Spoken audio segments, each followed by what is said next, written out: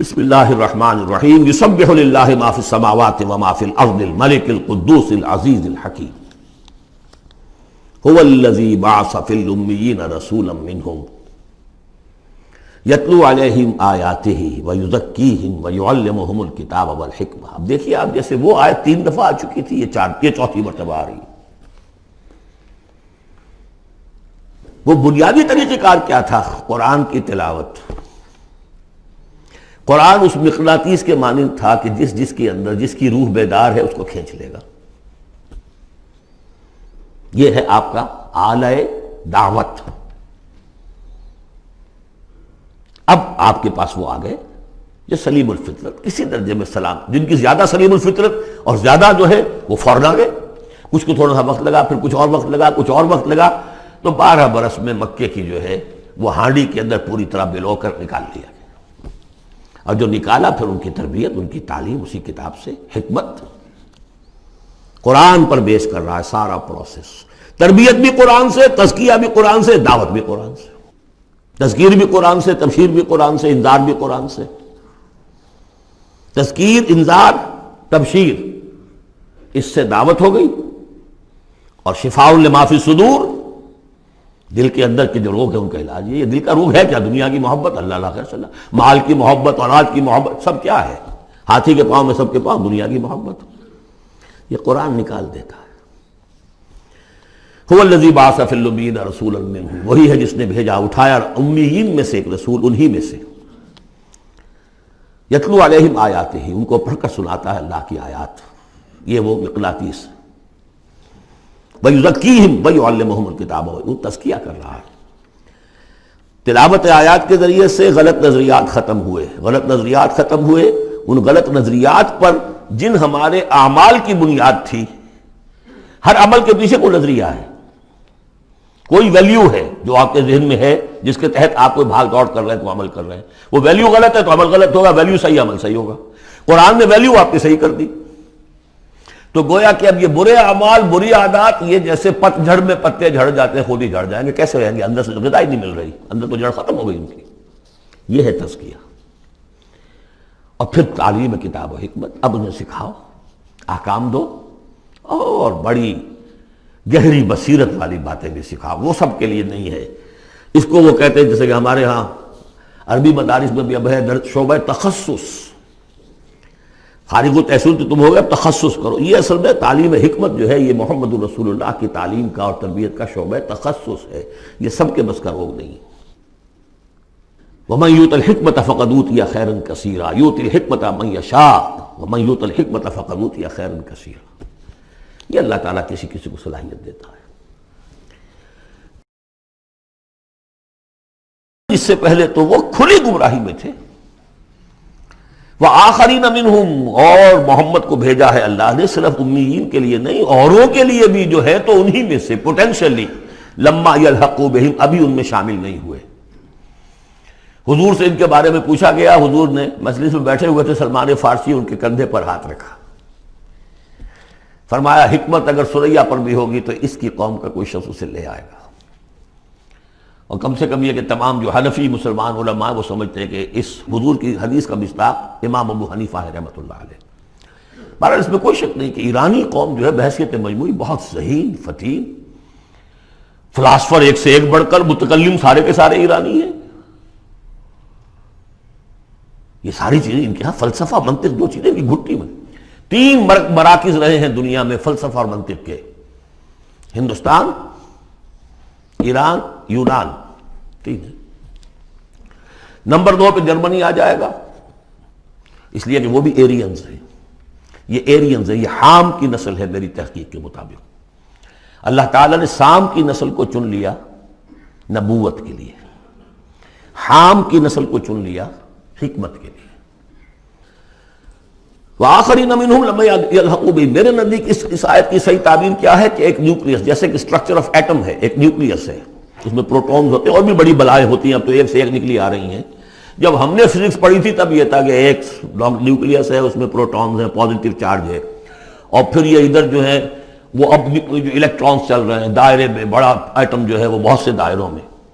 تو نیوکلیس اس امت کا امیین، بنو اسماعیل، اور ان کے تابع اہل عرب مشرکین، یہ نیوکلیس۔ پھر سب سے پہلے ایرانی آ گئے، پہلا جو ہے نیوٹرون الیکٹران ایرانیوں کا ہے۔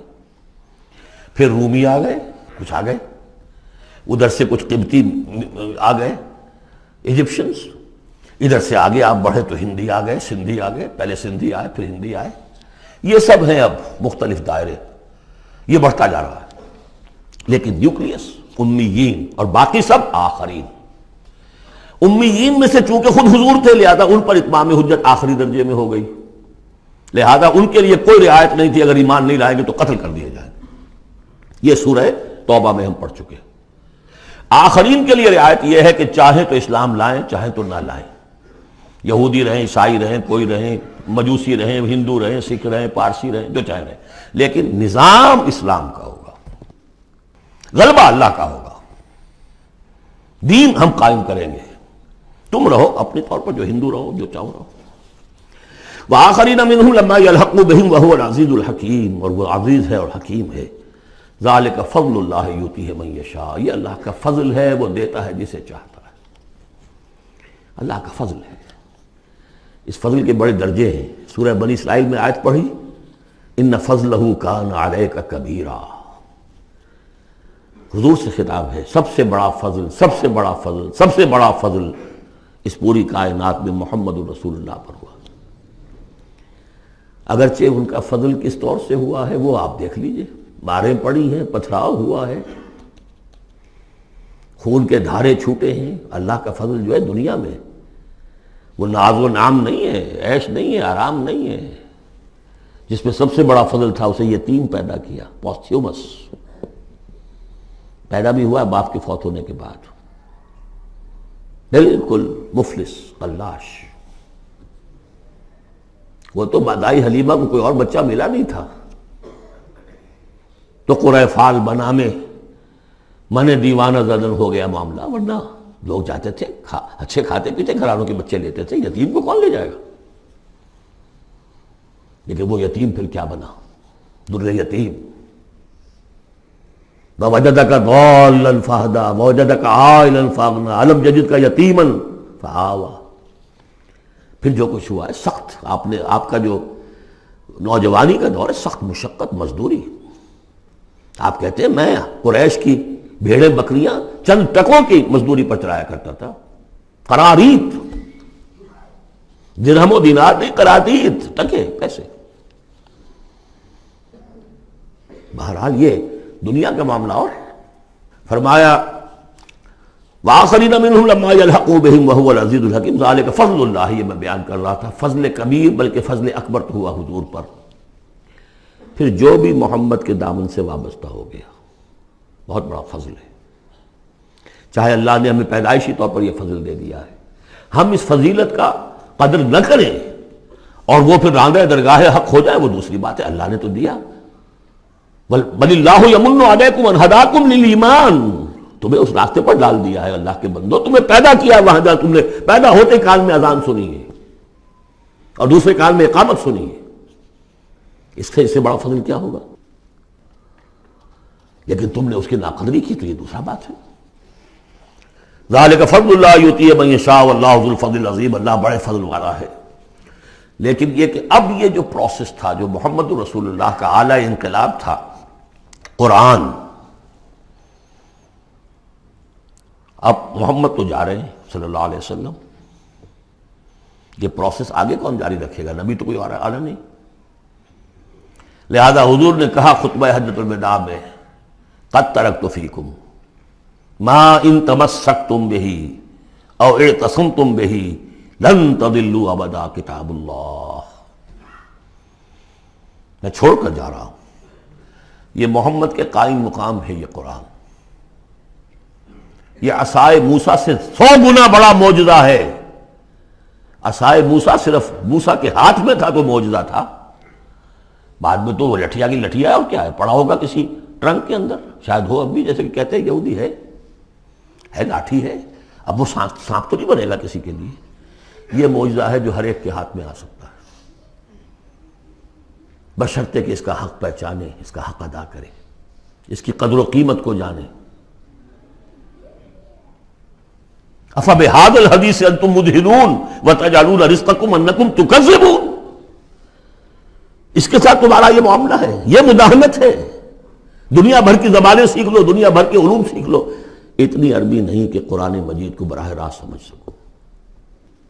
اور اگر یہ قرآن تمہیں پوزیس کر لے گا تو خدا کی قسم کھا کر کہتا ہوں کہ کسی اور کام میں دل نہیں لگے گا آپ کا. یہ کیا کام ہے؟ گھس گھس گھس گھس گھس کر کے تنخواہ ہو گئی 30,000 40,000 50,000 تنخواہ لے کے آ گئے. بس یہی ہے. Were you created for that? ابراہیم بن ادم کا آپ نے سنا ہوگا نام. بادشاہ تھے کسی علاقے کے، شکار پر گئے ہوئے تھے، تو وہاں کہیں آواز انہیں سنائی دی، کسی فرشتے کی تھی یا یہ کہ خود ان کے اپنے دل کی آواز تھی. یا ابراہیم لہذا خلقت ام لہذا امرت. اے ابراہیم سوچو، کیا اس کام کے لیے تمہیں پیدا کیا گیا تھا؟ کیا تم اس کام کے لیے پیدا کیے گئے تھے اور تمہیں اس کام کا حکم ہوا تھا شکار کرو جا کر؟ بس وہی سے کایا پلٹ ہوئی. تو سوچنے کی بات ہے. اب ترتیب بتا رہا تھا اصل میں، ورنہ بات لمبی ہو جائے گی، کہ اب یہ قرآن کے بارے میں تمہارا طرز عمل کیا ہوگا. تصویر دکھائی جا رہی ہے پھر سابقہ امت کی، انہیں بھی ہم نے دی تھی کتاب تورات. مثل الذین حملوا التوراۃ ثم لم يحملوها كمثل الحمار يحمل اسفارا. مثال ان لوگوں کی جو حامل تورات بنائے گئے پھر وہ اس کے حامل ثابت نہ ہوئے. اور حمل میں خاص ایک بات ہے، حمال کسے کہتے ہیں؟ بوجھ اٹھا کر ایک جگہ سے دوسری جگہ لے کر جانا، حمال اسے کہتے ہیں. اسر اور حمل میں نے فرق بتایا تھا آپ کو سورہ بقرہ جب پڑھ رہے تھے آخری، کہ اسر وہ بوجھ ہے جس کے نیچے انسان دب کر رہ جائے، چل نہ سکے، اسر ہے. اور حمل وہ ہے جس کو لے کر چل سکے. اب عورت کا بھی حمل ہوتا ہے، وہ لے کر چلتی ہے. بہرحال جب ایڈوانس پریگننسی ہوتی ہے، دکھ تو ہے، تکلیف ہے، وہن علی وہن تو ہے، چل سکتی ہے. اسی طرح حمال ہے، وہ لے کے جا رہا ہے. تو حمل التوراۃ، یہ اللہ تعالیٰ جس کو یہ کتاب دیتا ہے، حامل بناتا ہے، اس کے ذمے سے پہنچاؤ. لتبیننہ، تمہارا فرض ہے اسے واضح کرو، اسے عام کرو. یا اہل القرآن، حضور نے فرمایا ہے قرآن والوں، لا تتوسط. ایک ذہنی سہارا ہمارے پاس اللہ کی کتاب ہے. 40 من سونا ہم نے لگا دیا ہے اس قرآن کو تاروں سے لکھنے پر.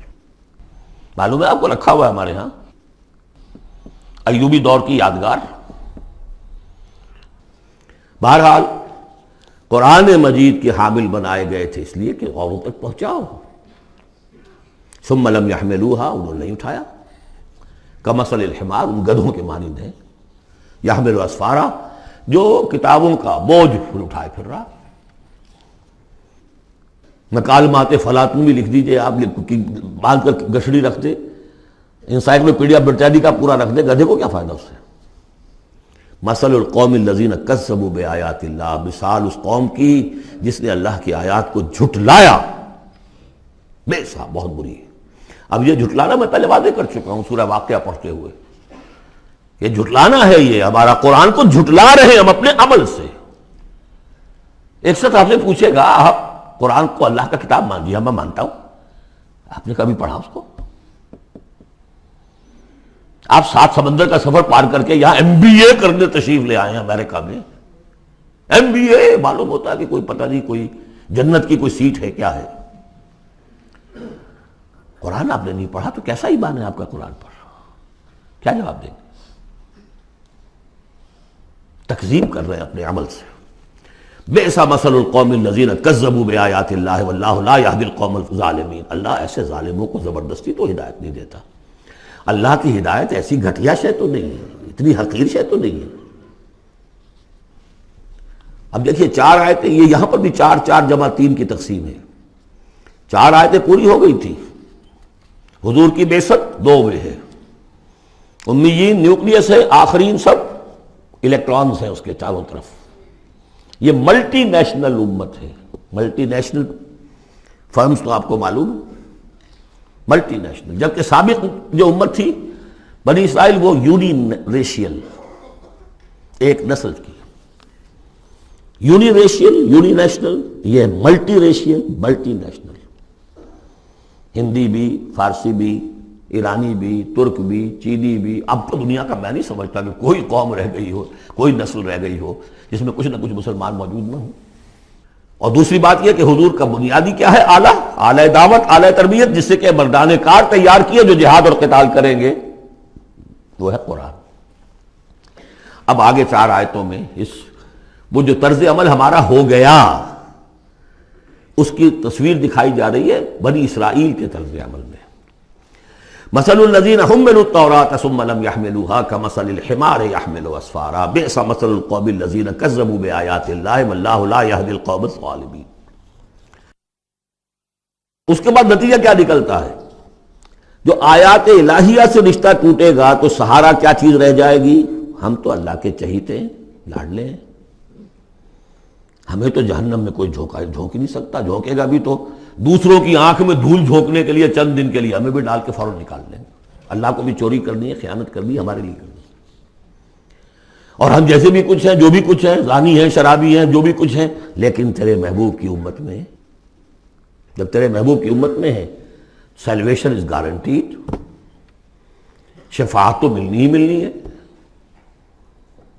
بہت زیادہ کرنا ہے تو کسی بزرگ کی مزار پہ دیگے بھی چڑھا ہے، بس اور کیا رہ گیا. یہ ہے وہ سارا معاملہ، یہ ہے وہ امانی، یہ ہے وہ من گھڑت خیالات، یہ ہے وہ وشفل تھنکنگ سے جو عقیدوں کی شکل بن جاتی ہے، جس کی وجہ سے عمل سے، وہ جو اقبال نے کہا کہ پتہ نہیں نام کیا ہے اس کا، خدا فریبی کہ خود فریبی، عمل سے فارغ ہوا مسلمان بنا کے تقدیر کا بہانہ. وہ تقدیر کی بجائے آپ یہاں یہ عقائد جوڑ لیجئے تو پھر عمل کی کیا ضرورت ہے؟ بے وقوف ہوگا جو عمل کرے. رشوت نہ لے، حیش نہ کرائے بچوں کو، بے وقوف ہے، احمق ہے، پاگل ہے. قل یا ایھا الذین ھادوا ان زعمتم انکم اولیاء للہ من دون الناس، کہہ دیجئے اے نبی، اے وہ لوگو جو یہودی ہو گئے ہو، اگر تمہارا واقعی یہ گمان ہے کہ تم اللہ کے دوست اور اللہ تمہارا دوست ہے. ان زعمتم، زوم کا لفظ اردو میں بھی بولتے ہیں خیال خام کے لیے، بڑا زوم ہو گیا اسے. ان زعمتم، اگر تمہیں یہ خیال خام لاحق ہو گیا ہے، انکم اولیاء للہ من دون الناس فتمنوا الموت ان کنتم صادقین، یہ سورہ بقرہ میں آ چکا مضمون. اگر ایسے واقعی خیال ہے تو تمہیں موت کی تمنا کرنی چاہیے. دوست سے ملنے کی آرزو ہوتی ہے یا ہجر کی؟ وصال چاہیے یا ہجر چاہیے؟ ولا یتمنونہ ابدا بما قدمت ایدیہم، یہ ہرگز تمنا نہیں کر سکتے موت کی. کیوں؟ بسبب اس کے جو ان کے ہاتھ آگے بھیج چکے ہیں. انہیں معلوم ہے ہم نے کیا کرتوت آگے بھیجے. بل الانسان علی نفسہ بصیرہ، انسان کو خود معلوم ہے کہ میں کیا کچھ بھیج چکا ہوں، کیا کیا کمائیاں کی ہیں، کیا کیا حرام خوریاں کی ہیں. وہ سارے کے سارے جو ہیں وہ تو آگے بھیجے ہوئے ہیں. واللہ علیم بالظالمین، اللہ ان ظالموں سے خوب واقف ہے. قل، اے نبی ان سے کہہ دیجئے، ان الموت الذی تفرون منہ فانہ ملاقیکم، وہ موت جس سے تم بھاگتے ہو وہ تم سے ملاقات خود فرما لے گی. تم بھاگتے رہو، انہ ملاقیکم، وہ آن کھڑی ہوگی سامنے. ثم تردون الی عالم الغیب والشہادہ، پھر تمہیں لوٹا دیا جائے گا اس ہستی کی طرف جو غیب اور شہادہ سب کا جاننے والا ہے. جو تمہارے سامنے ہے اس کا بھی، جو تمہارے پیچھے ہے اس کا بھی، جو بحیثیت نوع انسانی تمہارے لیے کھول دیا گیا اس کا بھی، اور جو تمہارے سے غیب میں رکھ دیا گیا اس کا بھی. فَيُنَبِّئُكُم بِمَا كُنتُمْ تَعْمَلُونَ، پھر وہ تمہیں جتلا دے گا جو کچھ تم کرتے رہے تھے. یہ دوسرا حصہ ہو گیا 4 آیات کا.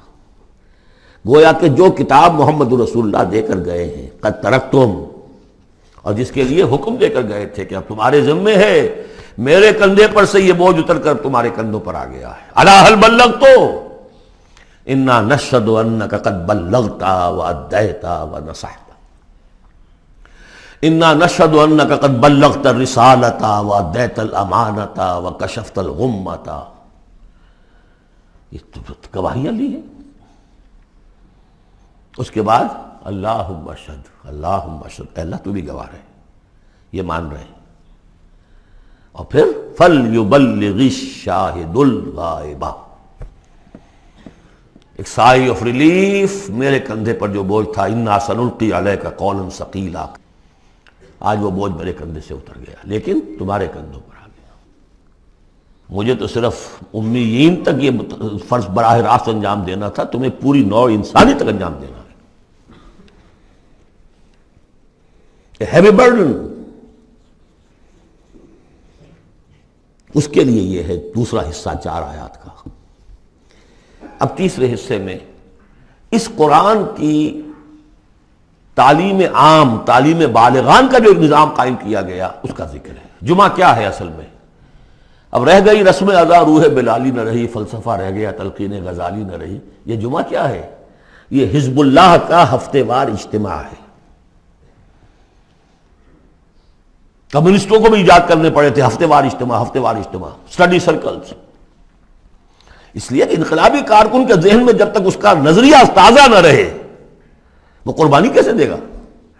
قربانی تو ہر لحظہ آئے گی، ہر آن آئے گی، قدم قدم پر آئے گی۔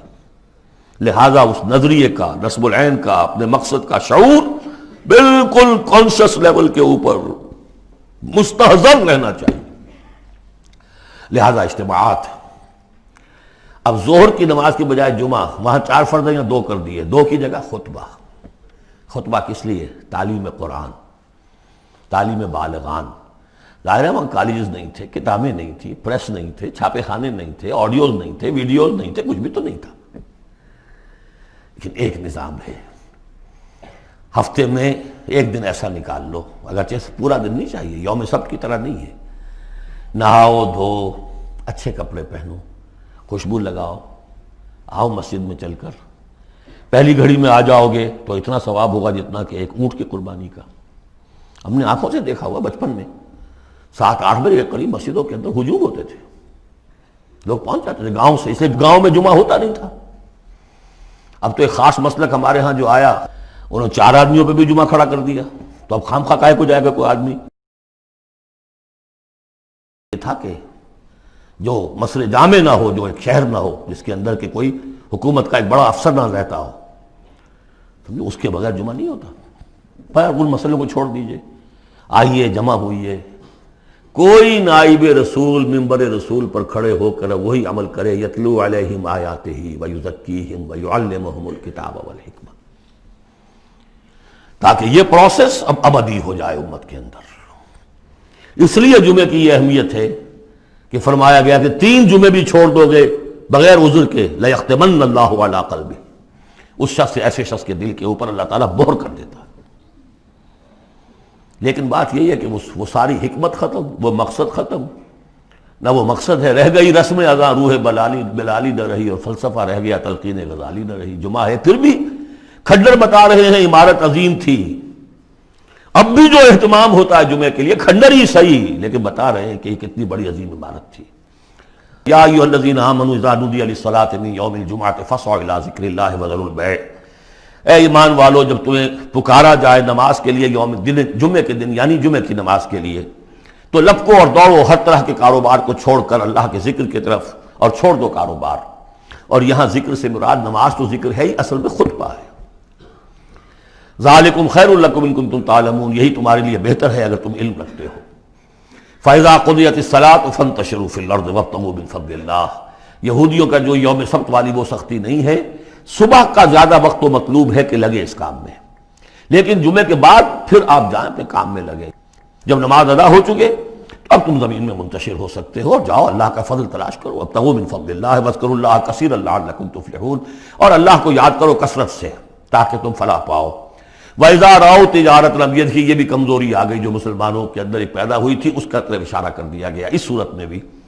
جب انہوں نے دیکھا کوئی تجارت کا معاملہ یا کوئی اور کھیل کود، انفضوا الیہا، تو خاص منافقین جو تھے وہ دوڑ کے چلے جاتے تھے، وترکوک قائما، اور آپ کو چھوڑ جاتے تھے کھڑے ہوئے۔ اور اس لیے کہ عام خیال یہ ہے کہ عام طور پر پہلے جو ہے خطبہ جیسے عیدین میں بعد میں ہوتا ہے، ایسے ہی جمعے کا خطبہ بھی بعد میں ہوتا ہے، سمجھا انہوں نے نماز تو ہو گئی چلو۔